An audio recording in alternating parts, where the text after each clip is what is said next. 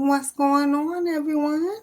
Welcome to Aiymonie Reacts. Let's get into it. We ain't gonna hold nothing up. Man kills and dissolves wife in acid and acts like a concerned husband. I've been waiting all weekend to watch this, y'all.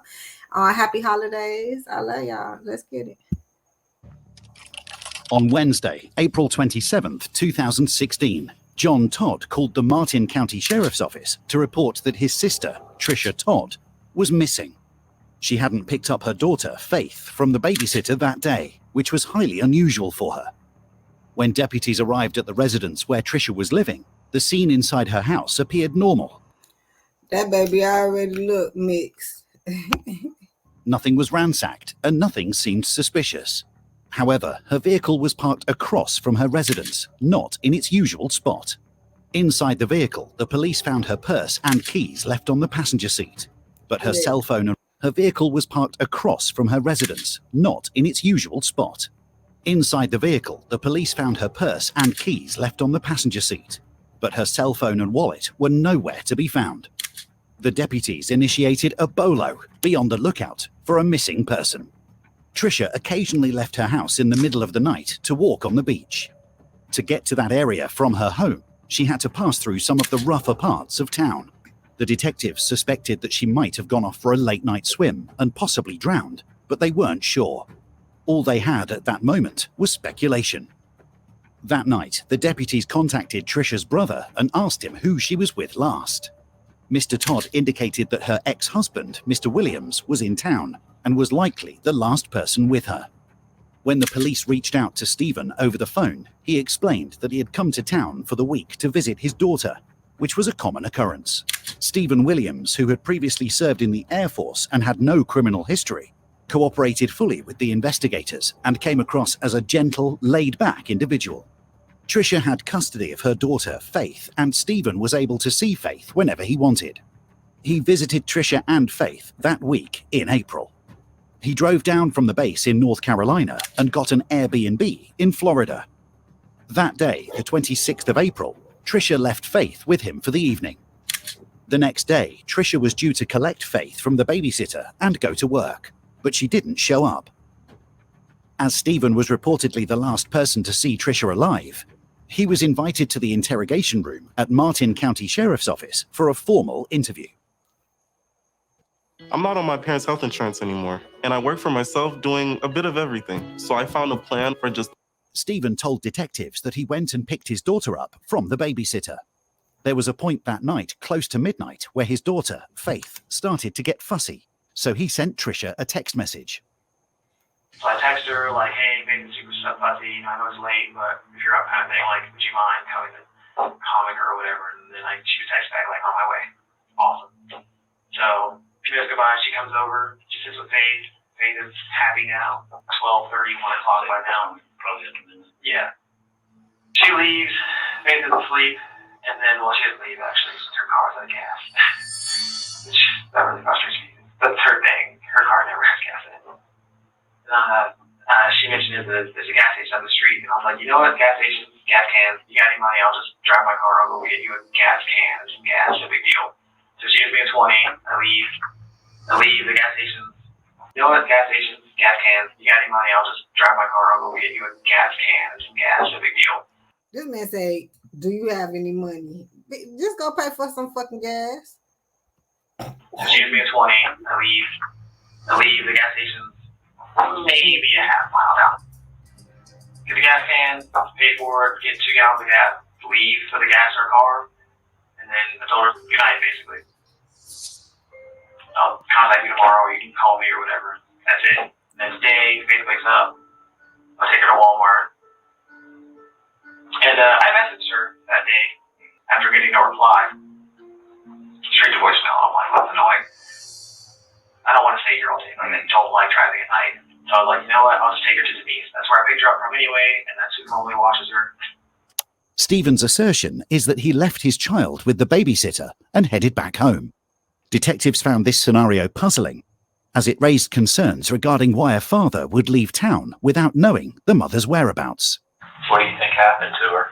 I don't know. It would be like 1 in the morning or 3 in the morning, and she'd be like, oh, I wanted to go for a walk. She would say like, I want to talk with God. But it's like, at 2 in the morning, you're just going to be walking the neighborhood by yourself. Like, you don't even have, like, some pepper spray. You don't have your phone. Like, I'm not that kind of person that's oblivious to that stuff.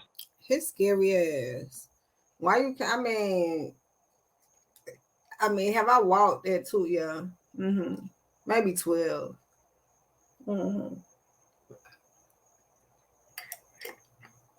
I mean, but real shit, I'm not scared to walk outside at 2 o'clock in the morning.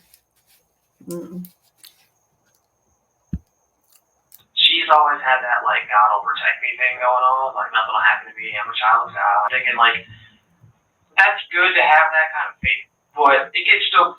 I think he's talking for her at this point. Is you coming through, bitch? I hear you. I'm a card reader also, right? So I could feel this type of shit. Wonder why I be interested in this type of stuff. But when he say stuff like, you know, she think nothing gonna happen to her, it's not that. You're not worried about what's gonna happen to you. What's gonna happen is gonna happen. What you worried about it for? But he trying to say, which people try to say, you try to prevent stuff from happening. So automatically, if you outside 2 or 3 o'clock in the morning, this is why you got to understand, especially when they make up stories like this. So I can't be out 2 or 3 o'clock in the morning. No, you trying to make it seem like it's bad to be at 2 or 3 o'clock in the morning outside. So something gonna happen. So something happen at this damn point. No, we don't think like that. Your murdering ass does.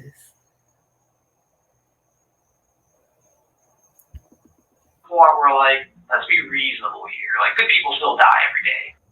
There are times in life where things happen that we wish we could take back. And if this scenario that's involving you is a scenario where you either accidentally, intentionally, I don't know, did something, now's the time to tell us. I still care about her. I just don't want to be with her. That's right. So you didn't want to be with her? I even started to notice some of the hair growing back at the end of the first bottle. This has literally changed my life. So he didn't want to be with her anymore. Tonight, the effort to find a missing Hobe Sound mother continues. Trisha Todd was reported missing on Wednesday. We don't want to miss. Dog, this shit took forever to find because he dissolved her ass in acid. So they was lost like a motherfucker. Something. Sheriff William Snyder says there's no timetable to call off the search, not ruling anything out at this time. So we don't have any evidence of a crime, but we have very suspicious circumstances under which she's missing. Over 60 volunteers joined a team of deputies to thoroughly search the rugged Florida scrub brush near Trisha's home. The police were tirelessly searching every possible location, hoping to find any clues about Trisha's whereabouts. While talking to Trisha's family, detectives learned some very disturbing facts about Stephen's past and his behavior. Investigators not only found evidence that Stephen had killed Trisha's puppies, but also uncovered a troubling history. My motherfucking lighter won't work, like, stop smoking. Although never officially charged or convicted, Stephen had been arrested for domestic violence against Trisha. Her mother recalled a shocking incident where Stephen had punched her in the stomach while she was pregnant, horrifyingly hoping for a miscarriage. While thoroughly going through the timeline of events, detectives found a hole in Stephen's story. One of the neighbors reported, Wow, so he been trying to kill her at this damn point. But yeah, hoping for a miscarriage, but still be with the person. But maybe if she would have not had the baby, you would have left then. But how you get her pregnant and not want the baby? Y'all stop fucking. that they saw Stephen leaving in Trisha's car, a detail Stephen failed to mention in his interview. The investigators were certain of one thing. Trisha's car, initially found at her home in the morning, was clearly out of place. The task at hand was to uncover evidence, leading the investigators to collect footage from surveillance cameras at nearby businesses. Upon closer examination, the footage revealed something startling. Trisha's car had left her residence, raising red flags. What made this particularly perplexing was Stephen's earlier statement claiming she hadn't left until around 2 a.m. Yet the video footage showed her car cruising down US 1 at 1 a.m. All eyes turned to Stephen as a potential driver. If he had indeed taken her car, he would have had to trek back home on foot. After reviewing footage from 3 different cameras, they identified a figure that matched Stephen's description. In the dimly lit background, they could just barely make out a person with a distinctive gait. This individual seemed to be walking from the vicinity of Trisha's residence to the north of US 1 in the early morning hours. This revelation marked a significant breakthrough in the investigation. This motherfucker. The detectives decided to confront Stephen with... Wait, he done took the car to play like she gone. This would probably be when he talking about, I'm going to go get the gas for you. That's what I was thinking. But anyhow, he done took the damn car. But where? Right? To walk back? To play like she not there? What? this newly found evidence. He was called into the police station for yet another interview. The neighbor saw you leaving her car. He saw you going back and forth. You recognize this area here? That's the entrance to the community, isn't it? Yeah, one way in, one way out. The detectives didn't share the video CCTV footage with Stephen because its poor quality made it inconclusive, giving him the opportunity to deny it was him and claim it could have been someone else. The strategy they had was not to show him the video, but was to show him the locations of where the video cameras were facing. But we see her pulling in. 12:08. At the time you said she came over. Perfect. 1:20. There goes her car coming out. A couple minutes later, that same car, her car, next to the U-turn, right here. Okay? And that. We see the car coming back in here. So literally went towards her house, came back. Why is that? Home and didn't go home. You know the cameras get footage of the sidewalk all the way up US 1. And people on foot also. Around 4 in the morning. 4 in the morning. I'd be asleep by then. I did tell you that that camera, that computer place, is HD. It's you walking. The detective was aware of Stephen's narcissistic tendencies, so she leveraged this knowledge and strove to establish a connection with him by portraying Trisha in a negative manner. You got a lot going for you. You're good looking, you're young, you got straight, and you got this crazy, fat, crazy ex. She's come after you before. Did she come after you that night? Something happened. And you were just, oh, what do I do now? No, she never came after me. I didn't.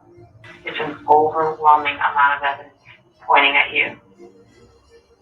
So help me continue painting this picture of you. I just need to know where she's at. I don't know where she is. You don't even know where she's at. I don't. I really don't. I need you to work with me. I need to tell them that you're being 100% honest with me. First time I left, Okay? she asked me to go back and get her laptop so she could keep working. I said, okay, I'll make it here. She's happy. So then you have to leave. And she freaks out. I'll go. So I leave. Makes sense. She car barely had it. And I'm thinking I can make it, but it doesn't look like it. I just turn around and go back. And she's back. She was on the floor. And she wasn't very soft. And I got freaked out. And I'm like, oh my God, now she's lying on the floor. She's not responsive. And this looks really bad. Because I can't explain. And all I'm thinking is, I don't know why you're. I don't know how he got that to that goddamn story. He should have he should have. But I would have thought he was going to stick to the story that he don't know what happened. He ain't seen her because she had left or she went out or some shit like that. His guilty conscience took over so fucking quick. doing this to me when I've done nothing but try to be a good person to you. Because I can't explain it. And all I'm thinking is, I don't know why you're doing this to me when I've done nothing but try to be a good person to you. So I just put in the car, and I'm just driving and thinking. But she passed away in that car. It was nothing you did to her. She just passed away. And then you freaked out even more. Yeah. Is that fair to say?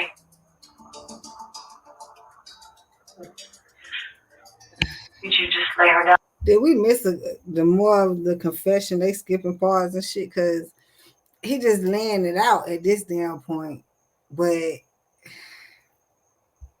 Out somewhere. Out in the open? Yes, I just let her lay there, so peaceful. You're just lying there, you're breathing shallow. I can't call. I don't know where the hell I am. We had already determined that she had passed while she was in the car. You can't go backwards. Tell me she was shallow. Just shallow.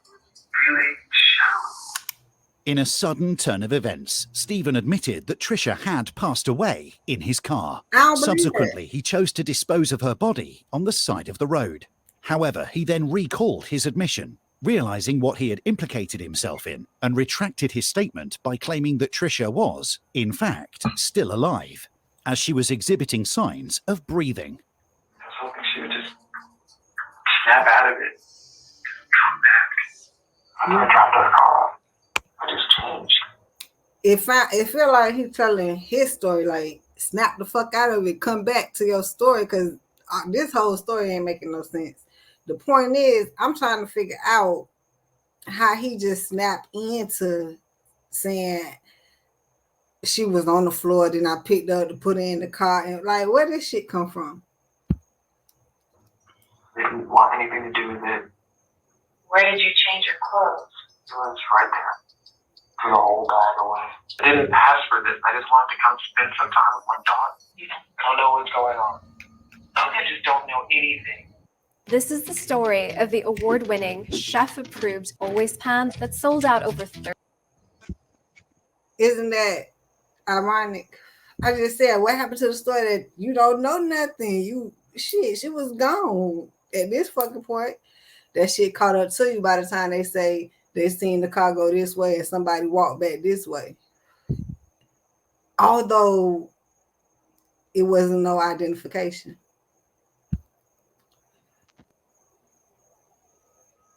She was in here and she was playing this way. Was this carpet here? And all I thought was, this is some kind of like trick. This is some kind of like ploy to get back at me or to mess things up for me. How long was she on the floor? I almost just don't believe this story. But now this is the story he got to stick with. Before you decided to check her or do something with her? I Okay. just, What did you do with her? Put it up, right? Oh, I didn't know what I should do at that point. The investigators were convinced that Stephen was performing an elaborate act, pretending to be upset and crying, though no tears were shed. Despite this, the detectives had to maintain the charade for a while, allowing him to believe he was in control. Then they advised him that the best course of action was to lead them to the place where he had left her peacefully. He agreed to do so. We're going to go south on US 1. None of this seems familiar. None of this is like. So have we gone too far? I have no idea. Did you love your daughter? Of course I do. Of course I do. Okay. Okay, so right now I'm feeling he made up the entire story once again. This whole part is a lie with him finding her on the floor, picking her, putting her in the car, and taking her out. That's a whole fucking lie. Because at this point, I would imagine that's why he left, dropped her off, walked back, some shit, came back, some shit. I don't even fucking know what happened. But all this is a fucking lie. That's why he don't know the route. Even if he did, he ain't gonna tell it. Some people do tell the route. I done seen videos where some people, you know, they figure the shit out. But this motherfucker lying about the whole thing. He making shit up, wasting time. Need to give her mother back to her. I can't. Okay, I told you she's gonna need some type of stability. I have no. You're all she's got. I don't even know. You are the only living parent that she has left. You need to show her. She's gonna grow up and say, "My dad is something to her mom, and he left her out." Is that what you want your daughter to grow up thinking, knowing? Then take me to her. You have to, Steven. You know. I don't know. This man so goddamn weak. How she gonna think that I did something to my damn daughter? I guess if that's because that's what it is versus think at this damn point. The only reason you're not taking me there is because something else happened to her that night. After driving around aimlessly, the detectives had made no progress in finding Trisha. I think I heard myself, but yeah, how the fuck? I mean, the officer has to manipulate them, but yeah, how you think I'm gonna do something to how my daughter gonna think I did something to her mother? But that is gonna be the narrative at this damn point. Yeah. Stephen believed that he had evaded arrest. That night. After driving around aimlessly, the detectives had made no progress in finding Trisha. Stephen believed that he had evaded arrest once again and was free to go home. However, he was no longer in control because what he had forgotten is that the whole time he was explaining this, he had told the detectives that he left his daughter, Faith, at the house by herself. As a result, he was placed under arrest for child endangerment, which gave the detectives more time to continue interrogating him. You at no point try to do CPR. That's why you shouldn't lie so goddamn much. That's why it stuck to the story of the damn baby was at the store with the damn nanny. But now he done lied his way into this shit. And now I feel like it's the truth because he got caught in his lie. But I think the baby was really left the fuck alone. Because now I feel like that was the truth.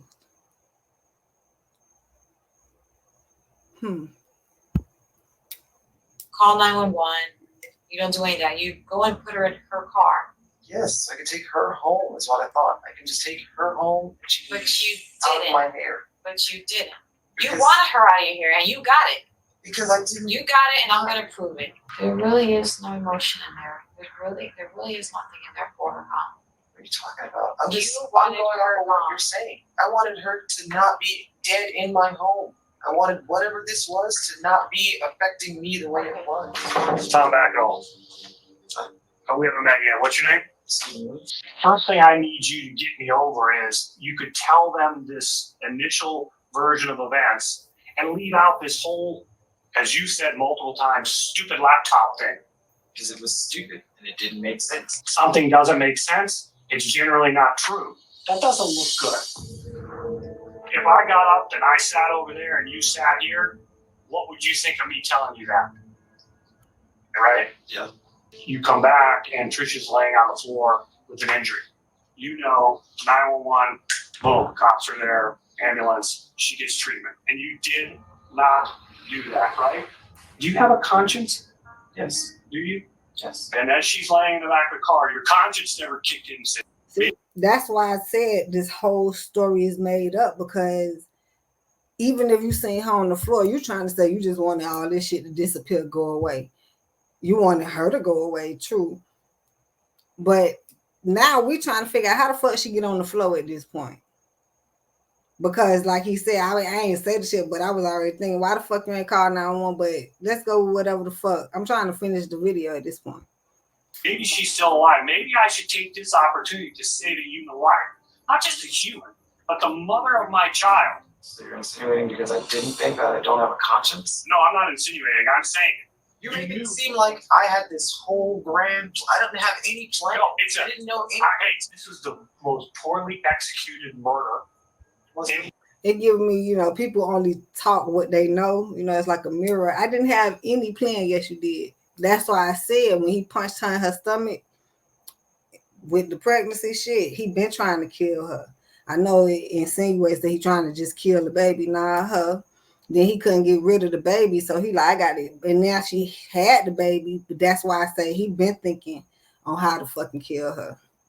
Poorly executed, cause he got the shit done, y'all.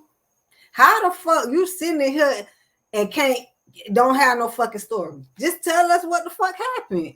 Man, I came home. I seen the babysitter with the child. I mean, I got a whole story for y'all. But at this point, he wanted to lie even more and even make up a lie. At this, I keep asking y'all, how y'all make up a lie? Just lie at this fucking point, but he can't even do that. History. I didn't murder her. Okay. 2 separate detectives had attempted to extract a confession from Stephen. Poorly executed murder, poorly lying, But both approaches had proven ineffective. The aggressive and hostile interrogation tactics had only caused Stephen to become more withdrawn. It was evident that a change in strategy was necessary. That's when Detective Dan Duliak entered the room. Dan had Okay. He probably trying to figure out he ain't in jail yet, really, right? Because they can't find the body. But that's why if he would have had a story and stuck to the shit, but he must ain't had no story, can't stick to the shit. He must. I know if you write it down, they would have found that shit too, bro. I don't know. You should have probably memorized some shit. Memorize a lot. Like, because you wasting everybody fucking time. That's why they going down for what? He left the child at home. This the 3rd attempt at this goddamn point. recently joined the department, and this marked his first significant involvement in a homicide case. What I want to do is try to set the stage so that you can actually tell the narrative about what actually happened, which is not that you planned all this. You know, it's maybe you guys got an argument. Maybe it was over the computer, maybe it was over the gas. Because sit here and tell you that she attacked me, that's just another different story that you're just going to be like, well, that's 5 different stories he's telling now. And that doesn't help either. So what do you want? Thank you for confirming. This motherfucker told a million different stories at this point. I told y'all, like, it don't even, why you even saying that, bro? Just shut up and just, damn, you ain't making, you damn sure poorly planned. The fuck, man? Want me to tell you? What do you want me to tell you? I want you to tell me the truth. The truth is never anywhere near as bad as what people will believe if you let them come up with their own story. I was a hater. I never hated her. I didn't. So tell me that story. I think you're a good guy. You're a family man. You're trying to do the best that you can. Okay? I know you were there. I want to give you the opportunity to tell me what happened. People's imaginations will run wild, and they will come up with the most horrific things. I don't even know where. Just happened. I know I'm getting some energy. I feel like she was in the room watching TV or somewhere. She might have been even in the living room. I feel like she was watching TV somewhere and he knocked her ass out unconscious. Or he might have poisoned her. This poisoning shit going on. Let me see. Talk to me about from midnight. Never text her otherwise. It was already late. She had already left. I would have never texted her. And you're a good dad. That's it. That's all I was trying to do was just be a good dad. Just, okay, you want your mom? Fine. I'm not going to deny you that. You know, talking about nonsense and bringing up child support. Just more stupid stuff that I just, for the most part, tried to ignore. And then, yeah, there was a mix-up with the check, but that's not my fault because you told me this was your address. So, yeah, that's where I mailed it to. And then she's telling me that's not the mailing address. So, I'm like, that's not my fault. If you told me you moved, I did the responsible thing. I made sure the check was going to go wherever you moved to if you're not at your mom's house. And then she's just going on and on and on. Now I owe her more money and back child support. It was just stupid. I was like, just let me have your account information. Just use the account number. And I'll direct deposit it, and this will never happen. And no, that's not gonna work. You can't do that. You owe me all this money. And I don't want this. I don't know what's going on. I don't know why you're so mad. I don't know if you took a freaking crazy pill all the way over here and that really pissed her off. It just escalated, and then I just moved her away, and then she slipped, and that's when she freaking fell, and I'm like, oh shit. I asked her if she was okay.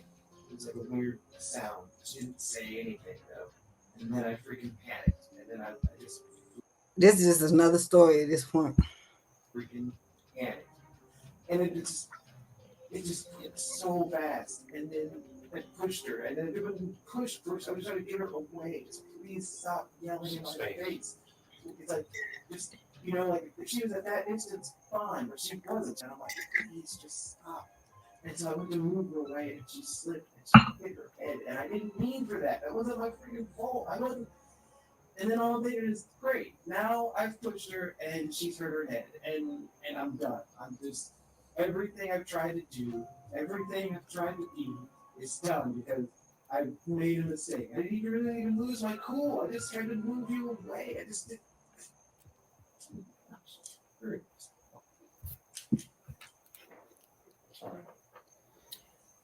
The detectives had enough to charge him with murder. Right. Because he keep making up other stories. I still ain't heard where he dissolved her body at. Just tell us what happened. Thanks to the evidence of their animosity, his numerous lies, and his recent confession. Now, the secret behind any great burger, of course, is in the colour, making... First, our top story, an arrest, as you heard, in the disappearance of that Hobe Sound mom, Trisha Todd's ex-husband, charged with her murder. Right now, the sheriff's office is focusing in on an area of the Treasure Coast for her body. Kelly Dunn begins our team coverage from their command post in Martin County. That's right, Ashley and Michael. We are right off of Bridge Road, just west of I-95, where the sheriff's office has set up its command post. Sadly, they are on a search for remains of Trisha Todd. It was learned today that indeed she will never be coming home. She was murdered and her body was dumped. Stephen had the entire thing planned out.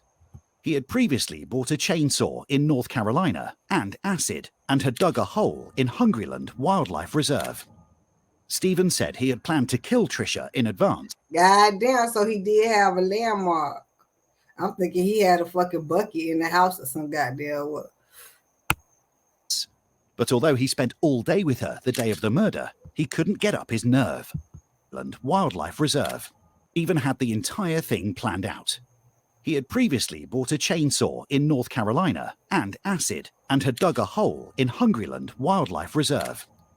Stephen said he had planned to kill Trisha in advance, but although he spent all day with her the day of the murder, he couldn't get up his nerve. Finally, Stephen told them he was determined to do it, and texted Trisha, their 2-year-old daughter who was spending the night with him in an Airbnb, was sick. When Trisha arrived, Stephen said he first tried to strangle her, but waited for her to regain consciousness so he could force her to reveal her email password and other information. Stephen said he planned to write fake emails to make Trisha's family think she had gone to Haiti on a mission trip. But when Trisha regained consciousness, Stephen said he beat her in the head with a club until she quietened. Then he choked her to death. Told you. I wanted to say he poisoned this bitch, but it sounded like, nah, he beat her unconscious. I heard that shit. I thought you fucking watching TV and shit, but I mean, with all the lying and the details he could be missing out on and shit he actually said, he was finna pretend emails and shit. That's why he wanted it. That's funny. But yeah, people crazy as fuck, man. I knew he beat that goddamn lady unconscious. And then the funny part is that evidence would never shown because she was dissolved. Their daughter was sleeping in the next room. Stephen then took Trisha's body to a remote site in the Hungryland Preserve, where he had already dug a hole and readied a container with acid. It was there that he cut up her body with a chainsaw and buried her remains in an acid-filled container. He agreed to take them to her body. So it was still a container. I just thought, it was in something. I didn't know it was in the landfill. And then to a monumental place. God damn, man. Hold on. Quietened. Then he choked her to death. Their daughter was sleeping in the next room. Stephen then took Trisha's body to a remote site in the Hungryland Preserve, where he had already dug a hole and readied a container with acid. It was there that he cut up her body with a chainsaw and buried her remains in an acid-filled container. He agreed to take them to her body in exchange for a 35-year plea deal that spared him the death penalty. See,